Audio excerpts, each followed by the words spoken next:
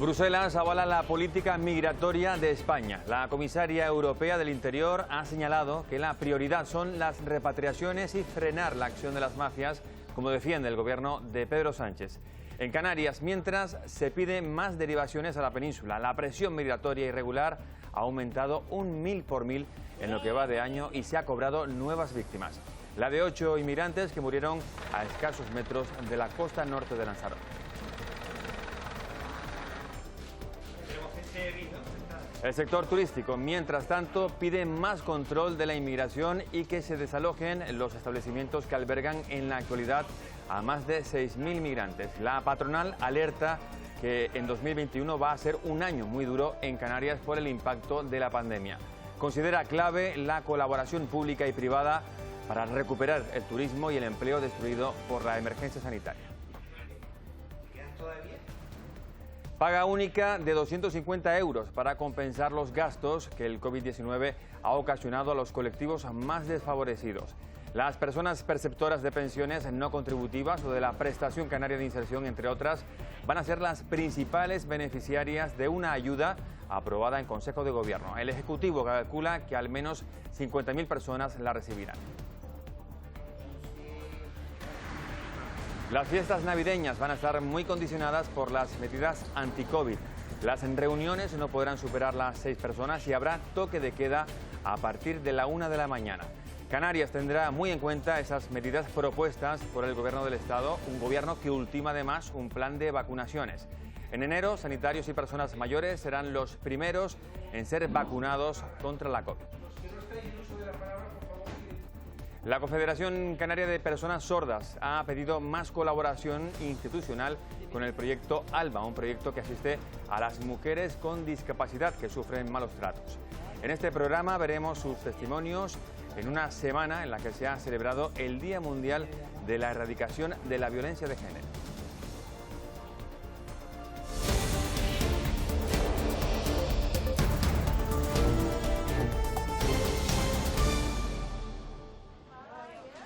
Son parte de los primeros turistas que llegaron a Canarias con la obligación de presentar pruebas PCR negativas.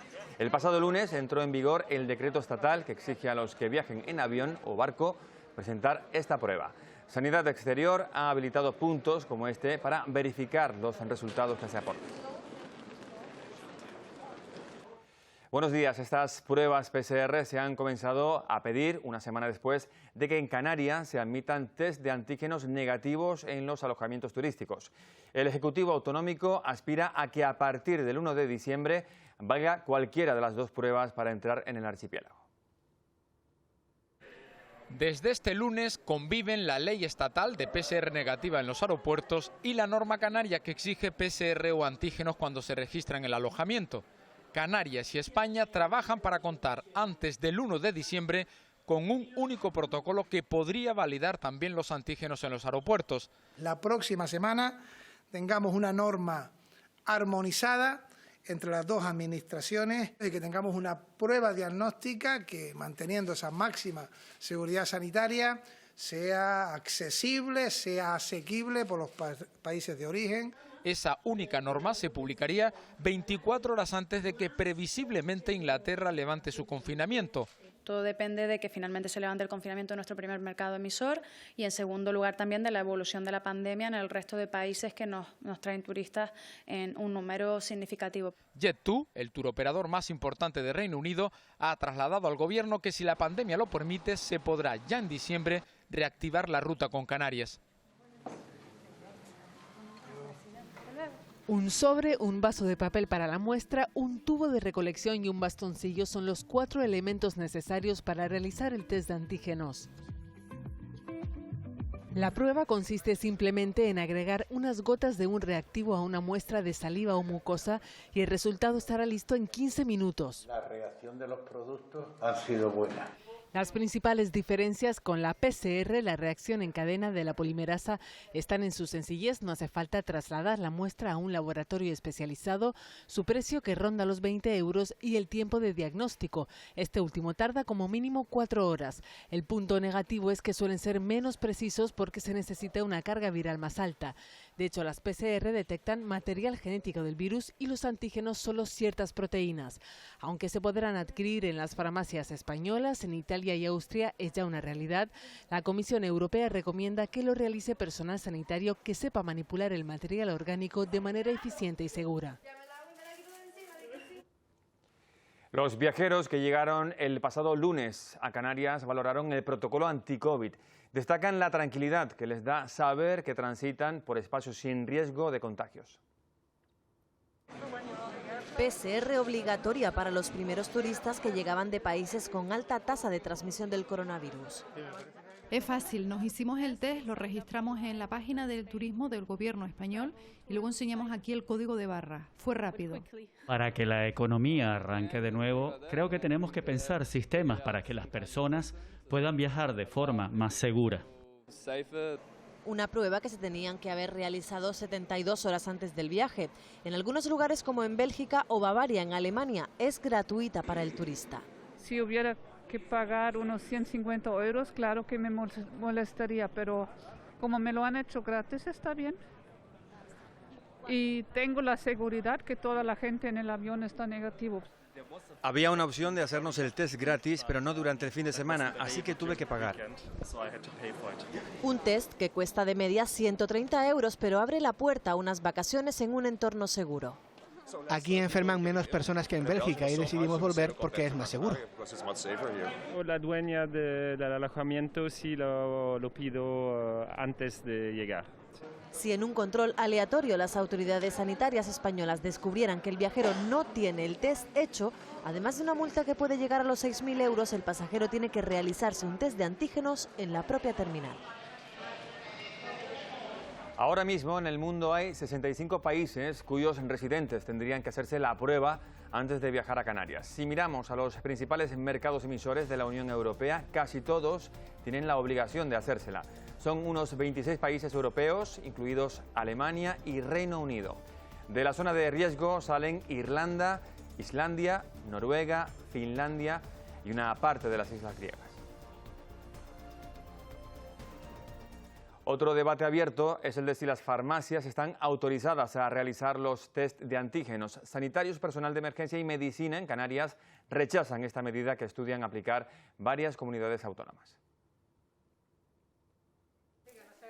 Médicos y enfermeros lo tienen claro. Convertir unos centros que tienen la función sanitaria importante de controlar el medicamento, de la dispensación y de las garantías, convertirlos en un centro sanitario entendemos que no es válido. Y justifican este rechazo en varios motivos. El principal, que las farmacias no reúnen las condiciones de seguridad. Son espacios, aseguran, cerrados, con escasa ventilación, donde en muchos casos no se podría establecer un circuito diferenciado para pacientes y usuarios. Pues se puede mezclar y entendemos que eso es un riesgo innecesario. Aseguran también que los profesionales de farmacia no cuentan con la cualificación para realizar este tipo de pruebas, aspectos que sí contemplan desde los colegios de farmacéuticos. Si fuera necesario y las condiciones de la pandemia lo requirieran, habría que hacer una formación, unos protocolos, unos circuitos especiales en la farmacia donde no se juntaran unos pacientes que no padecen COVID, sino que vienen a retirar sus medicamentos con estos posibles pacientes, y no todas las farmacias podrían hacerlo. Opción que por el momento no se valora en Canarias, que se mantiene entre las comunidades con mejores datos y con un potente sistema de detección con capacidad para la realización de 10.000 pruebas al día. Conmoción en Tenerife por la muerte de 2 hermanas y un motorista en un atropello que se produjo en esta calle de La Perdoma, en La Orotava. El pasado lunes los agentes recabaron pruebas para determinar las causas del siniestro.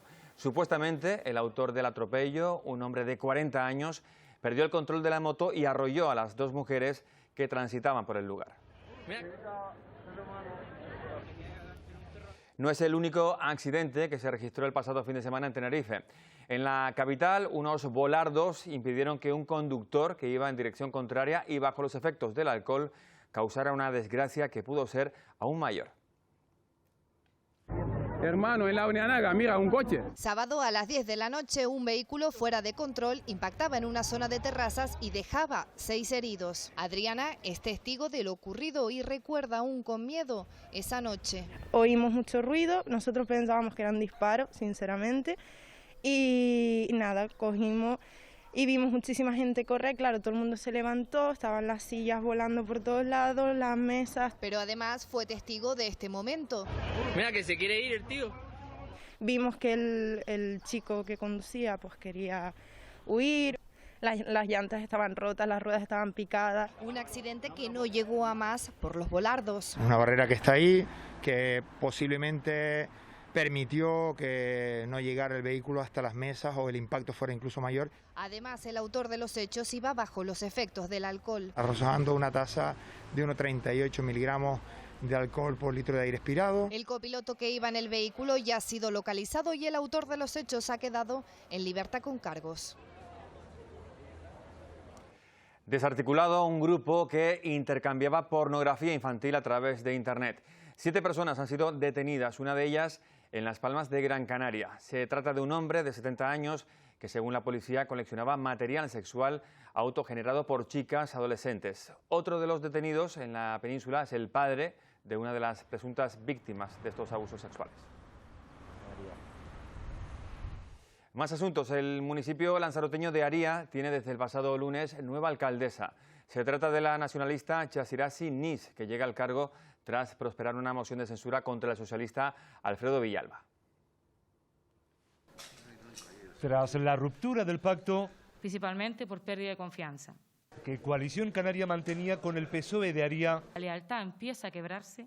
Había que debatir la moción de censura contra el socialista Alfredo Villalba. Este final no era el deseado, al contrario. Los pactos se hacen para cumplirlo. El hasta este lunes alcalde del municipio norteño defendió su gestión. Hoy dejamos un ayuntamiento mucho más moderno, más ágil, más cercano a los vecinos. Y aunque quiso dejar claro que hoy no es día de reproche. Defendió el acuerdo alcanzado con el Cabildo sobre la Cueva de los Verdes. Por arreglar un problema histórico en el municipio. Y por el que Aría recibirá 13 millones de euros, pero desde la plataforma del municipio de Aría, ahora aliados con Coalición Canaria, reprochan al alcalde saliente el ocultismo en el que se han llevado las negociaciones para modificar el anterior convenio de la Cueva de los Verdes a través de una adenda. Una adenda que expulsa a Villalba de la alcaldía y convierte a Chasirasi Nis, 36 años y enfermera de atención primaria, en la primera mujer en proclamarse alcaldesa del Ayuntamiento de Aría. Es la regidora más joven en ostentar el bastón de mando de un ayuntamiento en Lanzarote. Otro pacto municipal se firmó esta semana en el noroeste de Gran Canaria. Juntos, por Guía, Nueva Canarias y el PSOE, sellaron un acuerdo de gobernabilidad en el ayuntamiento hasta final de este mandato. El alcalde, Pedro Rodríguez, recupera de esta forma la mayoría tras la salida de una concejala de su grupo de gobierno sin entregar el acta. El Partido Socialista regresa al poder municipal tras haber estado desde 2003 en la oposición. El portavoz, Alfredo González, se perfila como nuevo teniente alcalde de la localidad. Mediodía Eterno, así se titula la obra con la que Santiago Gil ha conseguido el Premio Internacional de Novela Benito Pérez Galdós. Inspirado en la figura de Jorge Oramas, es un homenaje a la belleza y la vida. El Hospital San Martín y el del Sabinal fueron los espacios. La vida y la muerte girando en torno a las ventanas, a la luz, al color. Así pasó los últimos años de su corta vida Jorge Oramas, el pintor de los riscos, al que Santiago Gil ha querido homenajear con su último trabajo, Mediodía Eterno. Me parece alguien tan fascinante, con 24 años muere de tuberculosis, siendo muy humilde, y que muchos años después en el Reina Sofía tengas una exposición de sus cuadros. Tus cuadros sean admirados por todo el mundo. Podría haber sufrido, haberse dedicado a llorar o a pintar otro tipo de cuadros más negros, más tristes, más sombríos, ¿no? Apostó por la belleza. Entonces, la fascinación que sentía por Oramas estaba unida al desconocimiento de la vida de Oramas. Lo que hice fue ficcionar esa vida. Santiago Gil ha conseguido el Premio Internacional de Novela Benito Pérez Galdós con este trabajo, un premio que lleva el nombre del escritor al que curiosamente dedica su última novela publicada, El gran amor de Galdós, el que conoció en su juventud, el que se truncó, el que posiblemente lo convirtiera en el escritor que fue. Un autor con el que Santiago Gil se siente identificado y al que recuerda con una de sus citas favoritas. La vida es navegar, es una eterna lucha, arte y valor para no ahogarte.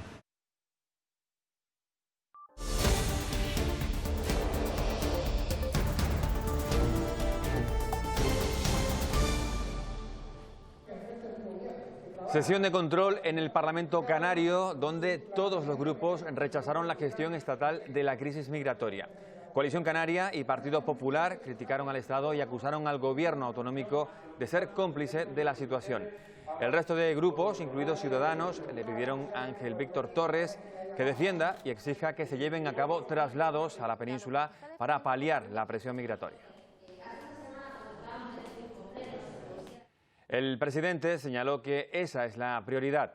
Recordó que las islas han recibido más de 21.000 migrantes irregulares antes de calificar la situación como inadmisible. Canarias no puede ser la vía que es Europa para la entrada de inmigración irregular, a la que hay que perseguir, porque si no el mensaje que lanzaríamos sería a las mafias potenciación de lo que realmente hacen y trafican con personas, como es imposible que sea el muro. El presidente agradeció en esa comparecencia la visita de los ministros a Canarias. Valoró el impulso de las repatriaciones, pero pidió que también se realicen traslados a la península. Torres estuvo presente la semana pasada en la presentación del plan del Ministerio de Migraciones para Canarias. Se anunció la creación de más de 7.000 plazas en instalaciones militares para acoger a los inmigrantes que serán repatriados. El Ejecutivo ha intensificado los contactos con Marruecos. Sostiene que las derivaciones a la península solo incentivan a las mafias que operan en la ruta atlántica. Marlaska ha sido tajante. No habrá derivaciones masivas de migrantes a la península o al resto de Europa. Se me habla de traslado a la península. Evidentemente, luchar contra la inmigración irregular también es evitar que se establezcan unas vías de entrada irregular en Europa.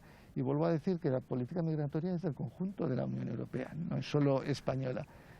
Asegura estar preocupado por la situación que se vive en el archipiélago. Sin embargo, el ministro considera que las derivaciones suponen el efecto llamada hacia una Europa que ya ha cerrado la vía migratoria en el Mediterráneo.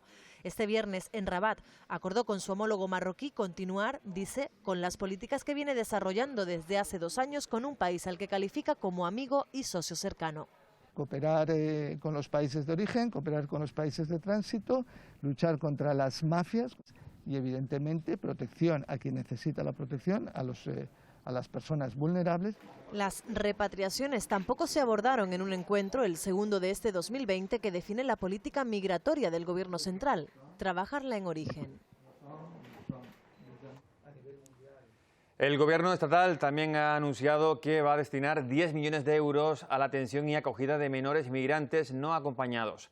La consejera de Asuntos Sociales detalló esta semana que el Gobierno ha abierto 21 dispositivos de emergencia y tutela hasta este momento a más de 2.000 menores. En el Parlamento precisó que 455 están en alojamientos turísticos del sur de Gran Canaria. Noemí Santana mostró su desacuerdo con el ministro del Interior y defendió el traslado de inmigrantes a la península. Personalmente, ya que usted dice que el Partido Ciudadanos cree en las derivaciones, también le digo que el Partido Unidas Podemos, que me representa a mí, también cree en estas derivaciones. Y en cuanto a las manifestaciones del ministro Marlaska, creo que está equivocado y además no hay un marco legal que ampare esas declaraciones, ya que la Unión Europea ha dicho que se pueden mover libremente por todo el país. Bruselas, en cambio, comparte los argumentos del gobierno español. La comisaria europea de Interior viajará a Marruecos para tratar este asunto. Ylva Johansson cree que la prioridad es acabar con las mafias, activando las repatriaciones.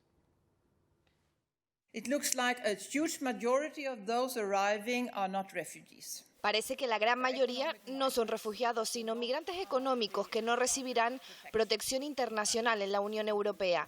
Lo más importante ahora es la propuesta de pacto migratorio, combatir a los traficantes de personas, que dejen de utilizarse las rutas y enviar de vuelta a los que no pueden obtener protección internacional.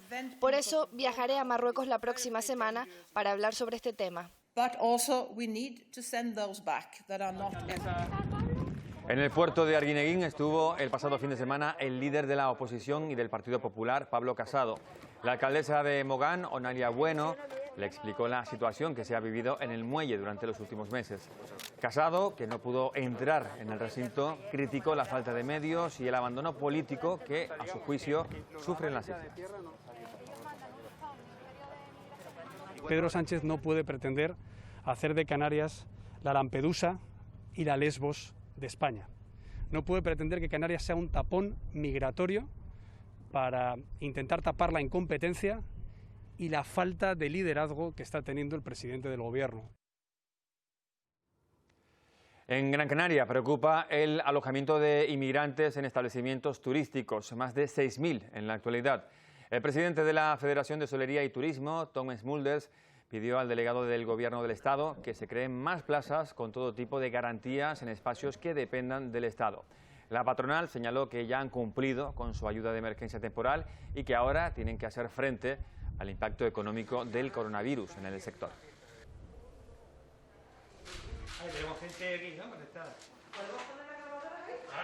Mismo mensaje de la patronal de empresarios de Las Palmas. Advierte de que la reactivación económica pasa por acabar con la ocupación de hoteles con inmigrantes y la cooperación de las instituciones públicas con el sector privado. Los empresarios creen que 2021 será extremadamente duro, teniendo en cuenta los principales indicadores económicos.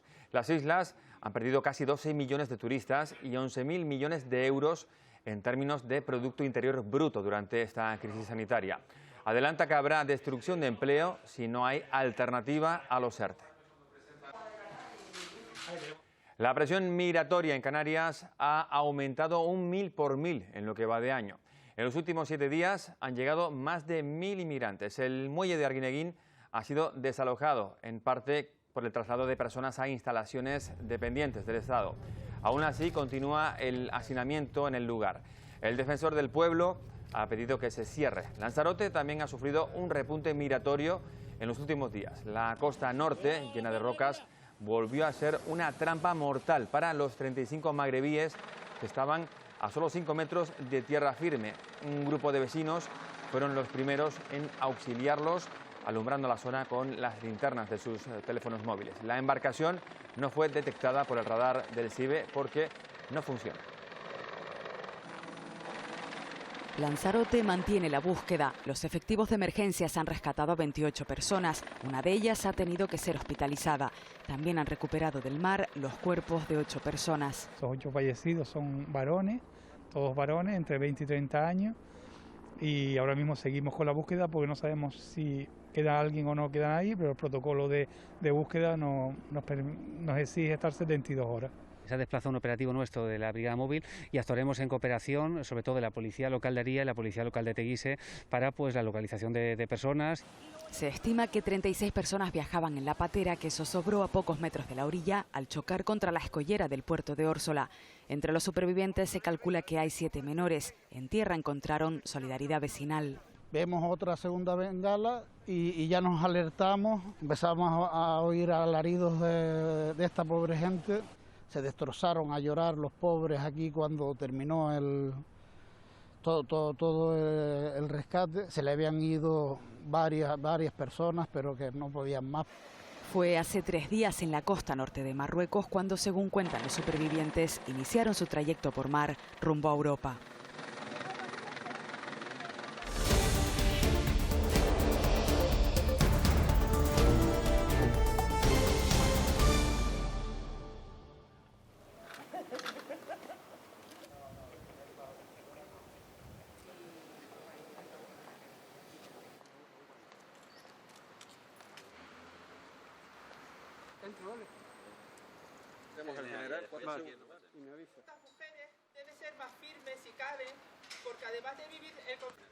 La lucha contra la violencia de género comienza con la denuncia. En Canarias se ha activado el formulario 0 para que el entorno de la víctima también pueda protegerla. La delegada del Gobierno contra la violencia de género recuerda que junto al maltrato físico está el psicológico, más difícil de detectar, pero igual de letal. 41 mujeres han sido asesinadas por sus parejas o exparejas en lo que va de 2020 en España.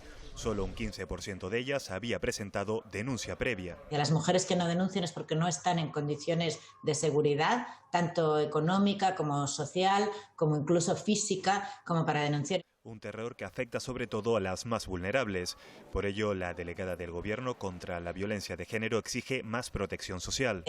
La puerta a la protección del Estado no puede ser solo la puerta de la denuncia, la puerta judicial, porque efectivamente yo la tildé de puerta estrecha. Según Rosell, el 90% de la violencia sexual es invisible a los ojos de la policía y la justicia, un hecho que dificulta la detección de los agresores. Una violencia, tanto la de control como la psicológica, que se denuncian mucho menos porque no dejan las huellas físicas que dejan otras violencias. A estas hay que sumarle también la digital, un fenómeno que va en aumento y que ya es el cuarto oscuro de la violencia machista.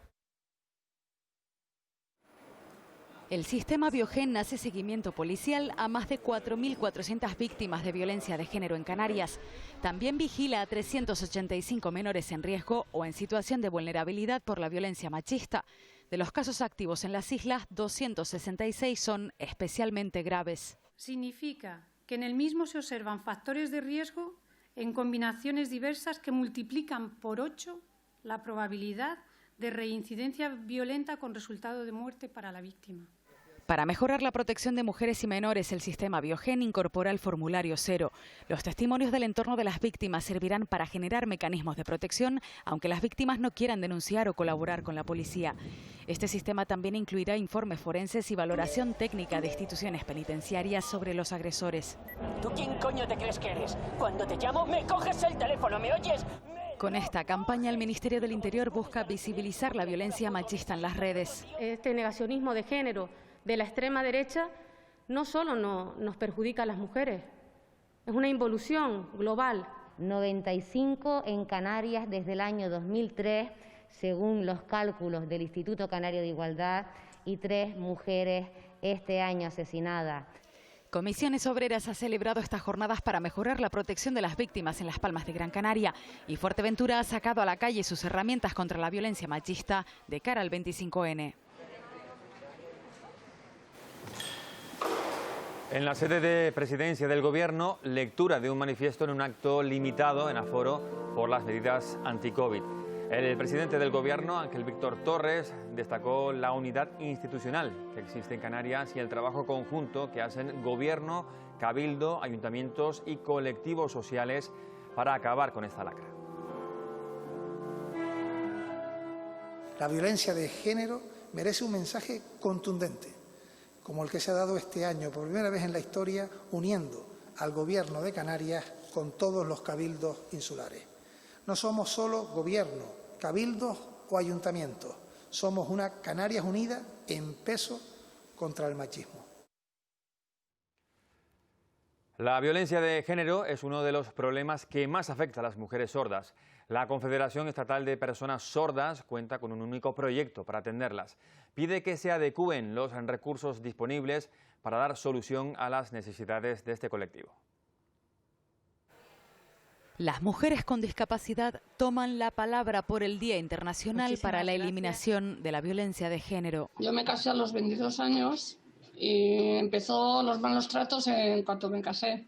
Pedí ayuda, ya que gritaban en la habitación y nadie me escuchaba. Me sacó de la habitación a arrastra, me llevó a la calle, dejándome tirar en la calle. Lo más importante es que nos escuchen y que de vez en cuando, ya no digo siempre, sino de vez en cuando se pongan en nuestra piel, porque necesitamos muchísima ayuda, sobre todo las mujeres con discapacidad. 1 de cada 2 mujeres ha sufrido algún tipo de violencia machista en su vida. En más de la mitad de los casos, las víctimas no denuncian o no piden ayuda.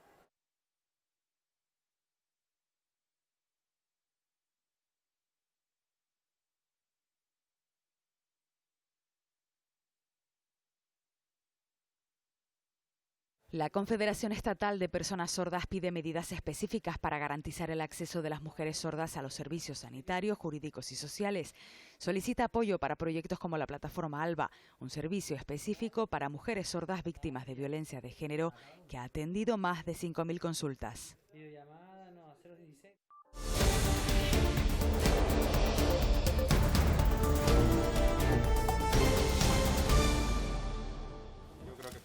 La incidencia del COVID se mantiene en Canarias. Preocupan los nuevos brotes detectados, 62, entre ellos varios en centros de mayores de Tenerife.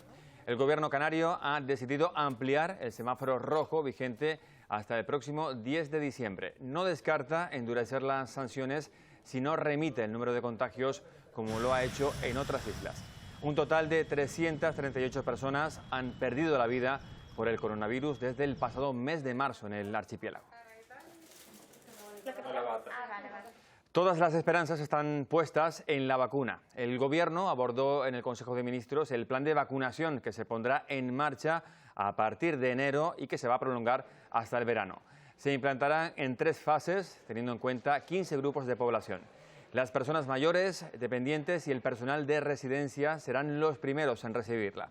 Las autoridades sanitarias confían en la efectividad de las vacunas que han superado la primera fase y muestran una efectividad de entre el 70 y el 90%. 24.000 personas han participado en la tercera fase de la vacuna de Oxford y AstraZeneca. Solo 131 dieron positivo en COVID-19. Los voluntarios de Reino Unido, Brasil y Sudáfrica, distintas edades, y ninguno tuvo efectos secundarios. Ya la vacuna se ha experimentado en miles y en miles de personas y en ellas ha quedado constatada su seguridad y eficacia. Por lo tanto, no vamos a ser conejillos de India de nada. Vamos a ser receptores del único instrumento que nos va a permitir modular la pandemia. La de Oxford destaca porque se puede almacenar entre 2 y 8 grados. Esto permite que el traslado y almacenamiento sea más fácil.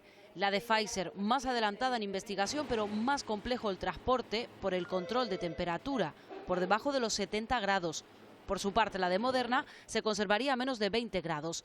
Las 3 vacunas están a punto de cumplir con el proceso para salir al mercado. Ninguna va a ser mejor que la otra, cada cual va a cumplir un determinado perfil.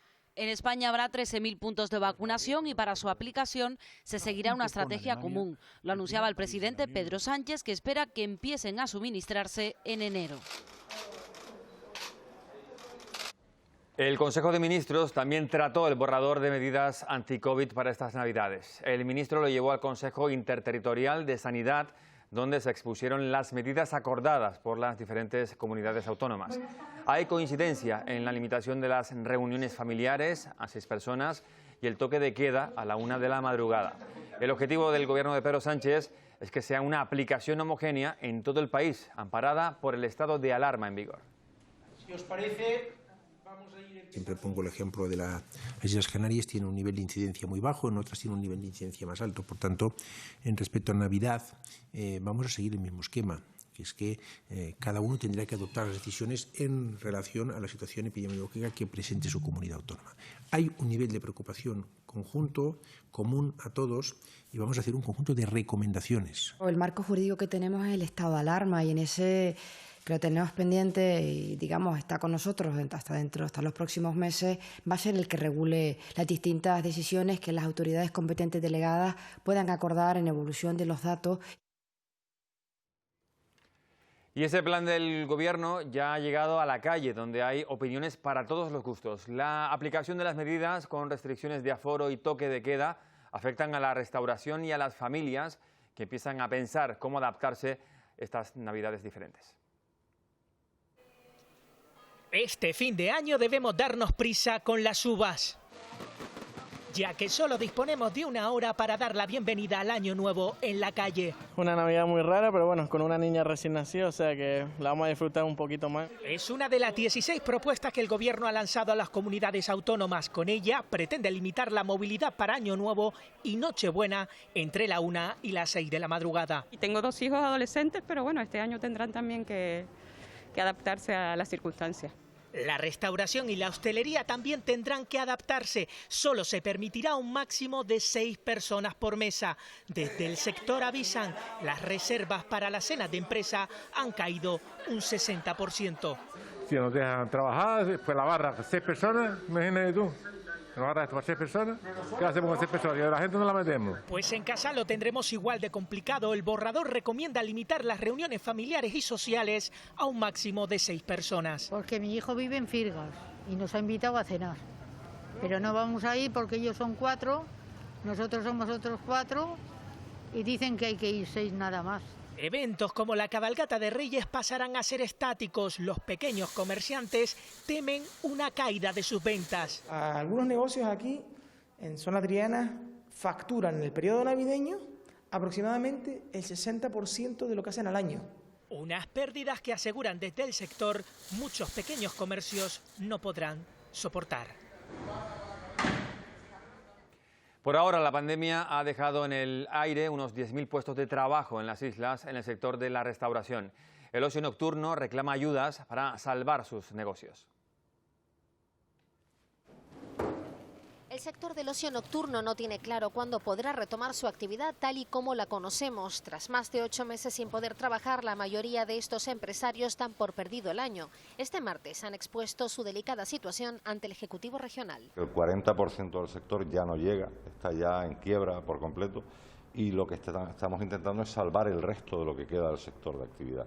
Ofrecer comidas además de copas o solicitar la ampliación del horario son algunas de las fórmulas que barajan para poder salvar sus empresas. De cara a las próximas fiestas navideñas aspiran a poder retomar su actividad, aunque son conscientes de que dependen de la situación epidemiológica. No tampoco invadir el espacio de los restauradores, sino estar como bares de copas y que tengamos una oferta conjunta. Si yo, por ejemplo, tengo un restaurante a la vuelta de la esquina, con el que me llevo muy bien, pues hacemos una oferta conjunta que nos permita salir a flote ambos. En estos momentos, 10.000 puestos de trabajo relacionados con el sector del ocio nocturno están a la espera de conocer su futuro. La Consejería de Economía del Gobierno de Canarias anuncia ayudas por valor de 3 millones de euros. Poder contribuir a los gastos corrientes, alquiler, agua, luz, hipoteca, que han seguido incurriendo y manteniendo durante estos meses. Pero es que en el presupuesto que está en trámite parlamentario de 2021 vamos a mantener ese esfuerzo con la línea de 7.600.000 euros del fondo COVID. Un impulso necesario para revivir uno de los sectores más castigados por la pandemia.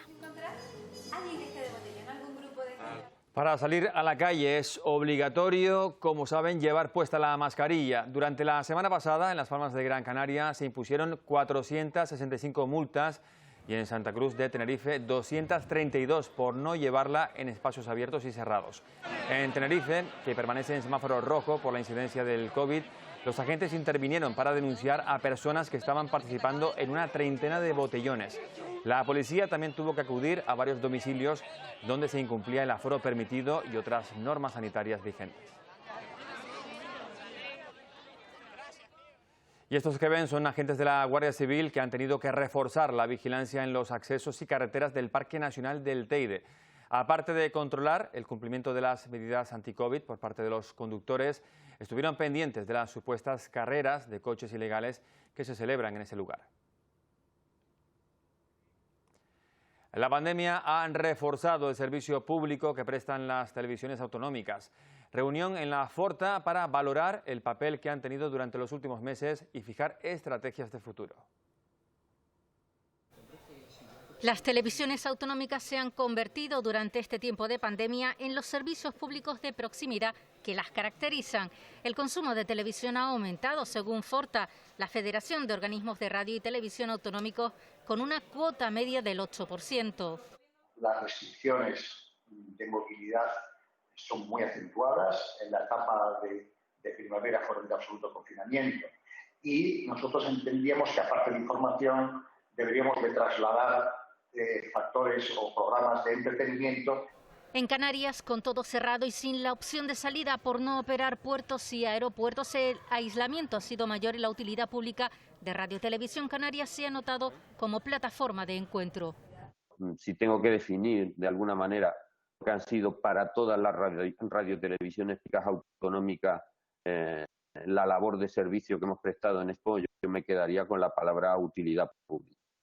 Sin contagios, como alternativa de entretenimiento y sobre todo de información veraz y que también luchó en momentos donde se recibían tantos datos contra las fake news o noticias falsas.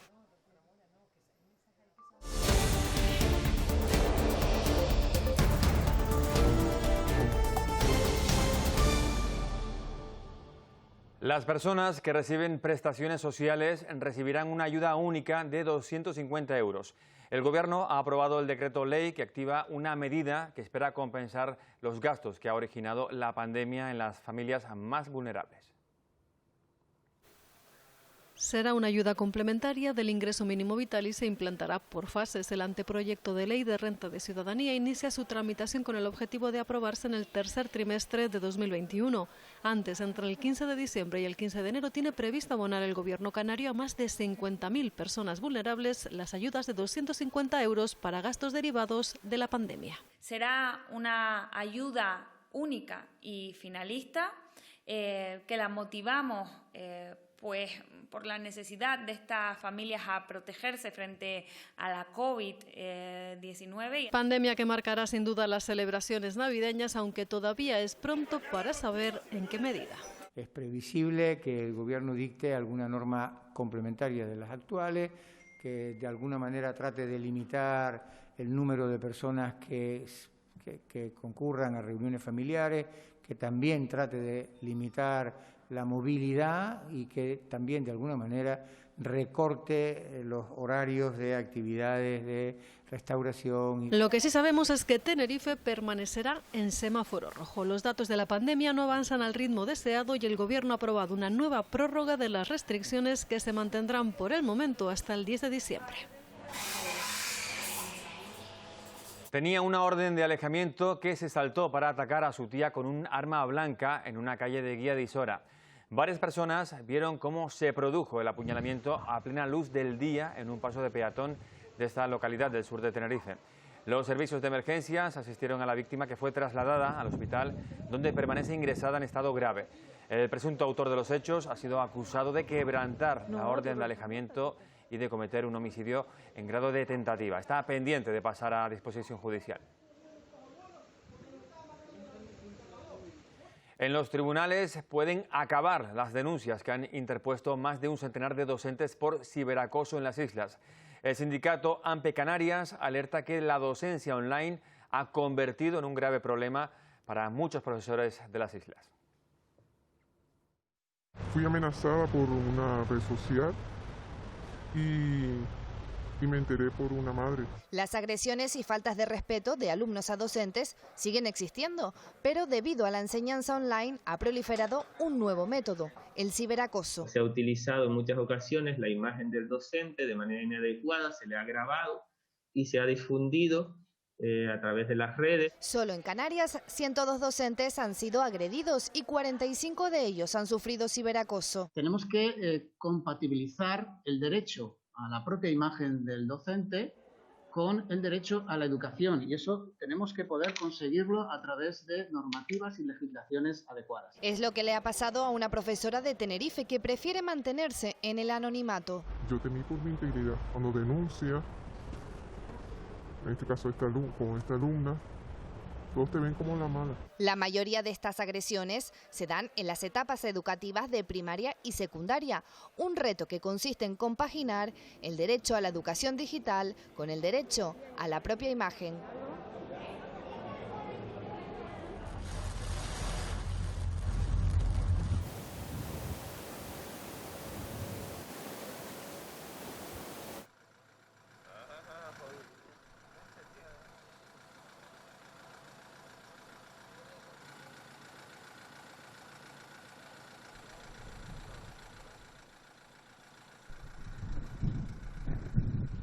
El mal tiempo se está notando también en las costas con fuerte oleaje. La bajada de las temperaturas ha sorprendido a más de uno. Las lluvias han sido bien recibidas en general después de semanas más veraniegas que otoñales. Paraguas, chubasqueros, botas y ropa de abrigo, eso solo puede significar una cosa: el otoño ha entrado por fin en Canarias. Toca enviar la ropa de verano al fondo del armario y hacerle frente al frío, la lluvia y al viento. La noche ya se notaba ya que iba a ser un poquito frío y digo, vamos a prepararnos. Él no ha sido el único. Cansados del calor de los últimos días, en la calle muchos anhelaban un tiempo propio de esta estación. Gracias a Dios, sí. La isla le hacía falta llover. Buenísimo, hacía falta que lloviera. Aunque ya saben, nunca llueve a gusto de todos. Salí con una mano adelante y otra atrás de la casa. Yo no vi el clima, nada, salí, mira, bueno. Como en otras ocasiones han dicho que llueve y luego no llueve, me cogió de sopetón. Las primeras lluvias destacables se han hecho sentir, y si no, fíjense en cómo corría el agua esta mañana por el Barranco Santos. ¿En qué momento? Este tiempo también ha ocasionado algún problemilla. Así ha quedado la TC-121, la carretera que conecta San Andrés con Igueste. A pocos kilómetros también la caída de una roca ha cerrado la TC-11. Y ya en el mar hoy el oleaje ha dejado instantáneas imborrables para los más atrevidos. Y en las Palmas de Gran Canaria el viento mostraba esta imagen insólita, la de un windsurfista en la playa de las Canteras. El fuerte oleaje también se hizo notar en las costas de Fuerteventura. Este año la campaña del Black Friday ha durado una semana. Comenzó el lunes y acabará este domingo. Los pequeños comercios han apostado por ofrecer descuentos importantes. Los ingresos que obtengan durante estas fechas representarán el 60% de la facturación de todo el año. Las asociaciones han promovido medidas para incentivar las compras de unos consumidores que han perdido capacidad adquisitiva y tienen miedo a gastar. Hombre, un descuento, siempre un descuento en la situación que estamos. Pues mira, entre el 20% de descuento, el 30% y otras plantas que tienen deporte hasta un 50%. Sí. Importantes descuentos en muchas tiendas de Gran Canaria. Los comerciantes hacen frente a la difícil situación económica que atraviesan ofreciendo ofertas a sus clientes. El Black Friday es una excusa. Este año la campaña de Navidad se adelanta y además se alarga durante toda esta semana. La capital tinerfeña arranca su Black Week. Tenemos puesta la esperanza en esta semana, va a ser el inicio de la campaña navideña y en base a cómo vaya pues la semana y las ventas podemos prever cómo irá la campaña de Navidad y Reyes. Cada uno ahora depende, no tendrán los mismos presupuestos de gastar como los años anteriores, pero se ha visto que la gente tiene ganas de salir, animar los comercios y es lo que estamos esperando. Al pequeño comerciante le cuesta competir con los descuentos de las grandes empresas. Aún así hacen el esfuerzo de ajustar los precios. Las zonas comerciales abiertas de Fuerteventura también apuestan por esta fórmula para dinamizar el sector. Estamos acostumbrados a consumir en las grandes superficies y es un poco también difícil quitar esa costumbre. Yo desde aquí quisiera animarles a las personas, a los ciudadanos que se den una vuelta por los comercios y que vengan, que conozcan, que vean calidad-precio también y que así de esa manera pues nos puedan apoyar. Una semana para realizar nuestras compras por las zonas comerciales abiertas de nuestras islas, evitando aglomeraciones y ayudando a las tiendas de toda la vida, cuando más nos necesitan. Para animar las ventas, el Ayuntamiento de Las Palmas de Gran Canaria ha encendido el alumbrado navideño. Ya lucen los adornos en unas calles necesitadas más que nunca de alegría y colorido. Este año la iluminación llegará a más barrios y también, como novedad, habrá un árbol de 14 metros de altura. El Hospital Dr. Negrín en Gran Canaria ha puesto en marcha una innovadora terapia para tratar a enfermos con linfomas o leucemias. Los resultados invitan al optimismo. El primer paciente que ha recibido este tratamiento ya ha sido dado de alta. Estoy contentísimo porque me encuentro perfectamente. Es Francisco Betancourt. Este lanzaroteño ha superado un linfoma gracias a la terapia CAR-T. Esta oportunidad que me da la vida y que me da la medicina. Estoy en casa, paseíto mínimo por la naturaleza, estupendamente cuidado por mi mujer y por mis hijos. Una técnica seguro la más revolucionaria contra el cáncer de esta década, que parte de las células del paciente y las convierte en un medicamento de terapia avanzada. Es conectar al paciente a una máquina de aféresis, que lo que hace es procesar su sangre y separar la capa de células que tienen los linfocitos T. Ese linfocito que ha fracasado en la defensa inmunológica lo vamos a modificar, expresando en su membrana un receptor frente a un antígeno tumoral determinado. Vamos a obtener tasas de respuesta que se acercan al 70% e incluso tasas de curación que incluyen la mitad de los pacientes. El Hospital Dr. Negrín es uno de los únicamente 9 centros autorizados para su administración en toda España. Evita el desplazamiento a la península, esencial en estos tiempos COVID-19, una importante oportunidad para mejorar su estado de salud. Ya son 2 los pacientes que han recibido el alta gracias a este tratamiento. El objetivo es aplicarlo en otros tipos de cáncer en un futuro próximo. Antes de ver asuntos de interés para la comunidad sorda canaria, un tema de esta casa. La periodista Malole Aguilar Fernández ha sido nombrada directora de los servicios informativos de Televisión Canaria tras un proceso de selección sujeto a los principios de publicidad y concurrencia pública. Malole Aguilar, que en la actualidad presenta el programa Canarias es Cultura, es licenciada en periodismo por la Universidad Complutense. En 2005 se incorporó a la plantilla de Televisión Canaria, donde ha desarrollado una amplia trayectoria profesional. En Fuerteventura comenzamos nuestra agenda semanal.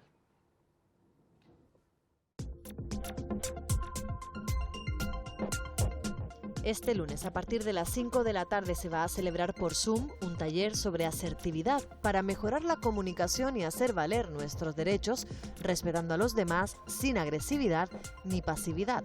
Se trata de una actividad interpretada en lengua de signos y subvencionada por el Cabildo de Fuerteventura. Para inscribirse es necesario mandar un WhatsApp al 681-261-601 o escribir un mail a social.fuerteventura2@gmail.com. La Asociación de Personas Sordas de Las Palmas ofrece un servicio de atención y orientación laboral. El horario será martes o jueves de 9 a 1 del mediodía o miércoles de 5 a 9 de la noche. Es necesario solicitar el servicio a través del WhatsApp 645-882-173 o escribiendo un mail a empleo@azorlaspalmas.org. El Instituto FOCAN, a través del proyecto SAFE, imparte un curso de prevención de riesgos laborales dirigido a personas con discapacidad. Se trata de un curso de 50 horas de duración, homologado por el Servicio Canario de Empleo y que comenzará el 14 de diciembre.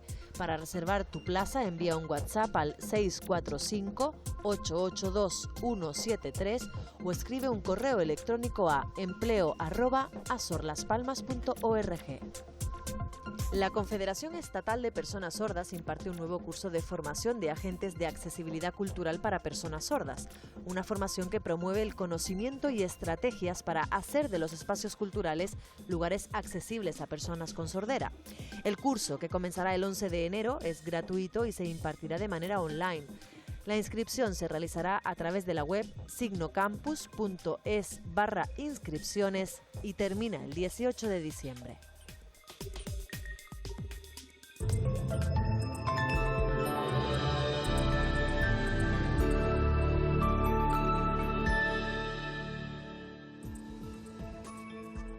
Fin de semana de tiempo otoñal frío y lluvioso. El sábado tendremos intervalos nubosos. El cielo, con más nubosidad, se prevé por la tarde y por la noche. Lloverá de forma débil en la primera mitad del día y no son descartables aguaceros moderados o localmente fuertes por la noche en La Palma. La temperatura apenas va a cambiar. El viento soplará flojo a moderado del noroeste y seguirá el mal estado del mar. El domingo lloverá sobre todo durante la primera mitad del día en algunas zonas de forma generosa y no son descartables chubascos localmente fuertes. El viento soplará moderado del noroeste y girará al oeste y al suroeste por la tarde. El estado del mar empeorará durante la tarde en las costas del norte y del oeste de las islas. Nos vamos a ir con Marta Umpierres, una cantautora que protagoniza la campaña del Gobierno canario con motivo del Día Mundial por la Erradicación de la Violencia de Género. Más información en la web, redes y también en los próximos Telenoticias. Adiós.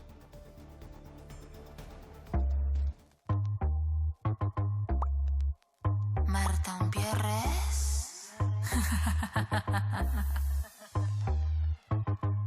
La noche que pasará, a cuántos tíos hoy tendré que soportar. En el mismo saco esto no quiero meterlo, pero es que se multiplican como los cerdos. No sé cómo explicar que por salir de fiesta no vengo a ligar, que cada vez que rechazamos a algún tío no hay ni uno que no se haga el ofendido. Van acechando cuál es una sorpresa, a ver de todas cuál es la que le interesa. Si está borracha es mucho mejor, aprovechándose de la situación.